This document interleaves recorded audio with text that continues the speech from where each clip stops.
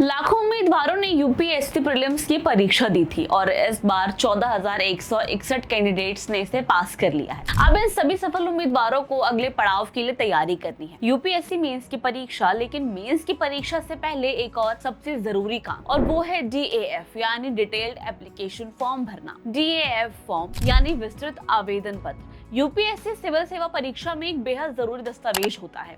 इस फॉर्म को 2 बार भरा जाता है, एक बार मेंस से पहले और दूसरी बार इंटरव्यू से पहले। ये फॉर्म आपके बारे में एक पूरी जानकारी का बायोडाटा होता है। इसमें आपकी शैक्षणिक योग्यता, कार्य अनुभव और आम भारतीय प्रशासनिक सेवा यानी IAS, भारतीय पुलिस सेवा यानी IPS जैसी किन सेवाओं या कैडर में जाना चाहते हैं, इन सभी की विस्तृत जानकारी शामिल होती है। DAF फॉर्म की सबसे खास बात यह है कि आपके इंटरव्यू के दौरान आपसे इसी फॉर्म में भरी गई जानकारी के आधार पर सवाल पूछे जाते हैं। इसलिए मुख्य परीक्षा से पहले भरा जाने वाला DAF फॉर्म उतना ही महत्वपूर्ण होता है जितना इंटरव्यू से ठीक पहले भरा जाने वाला DAF फॉर्म। आपने इस फॉर्म में जो भी जानकारी दी है, इंटरव्यू में उसी से जुड़े प्रश्न पूछे जाएंगे, जिससे आपकी पर्सनैलिटी और जानकारी का आकलन किया जा सके। ये फॉर्म आपके अपने बारे में आयोग को विस्तार से बताने का एक बड़ा मौका देता है, इसलिए इसे बहुत ध्यान से और बिल्कुल सही तरीके से भरना बेहद जरूरी है। उम्मीदवार अक्सर कुछ सामान्य गलतियां कर देते हैं, जैसे गलत जानकारी भर देना, कुछ हिस्सों को खाली छोड़ देना, स्पष्ट जानकारी लिखना या फिर दिए गए निर्देशों का पालन ना करना। इन गलतियों से बचना बहुत जरूरी है, क्योंकि इनका सीधा असर आपके इंटरव्यू पर पड़ सकता है। यदि आप इसे सही और सच्ची जानकारी के साथ भरते हैं, तो ये आपके इंटरव्यू में बेहतर प्रदर्शन करने में मदद करेगा और आपकी सफलता की संभावनाओं को काफी बढ़ा देगा। यूपीएससी DAF फॉर्म कैसे भरा जाए? यूपीएससी सिविल सेवा मेंस परीक्षा 2025 के लिए DAF फॉर्म 17 जून 2025 को जारी किया जाएगा। मेंस की परीक्षा 22 अगस्त से शुरू होगी। DAF फॉर्म भरने के लिए इन स्टेप्स को जरूर फॉलो करें। देखिए,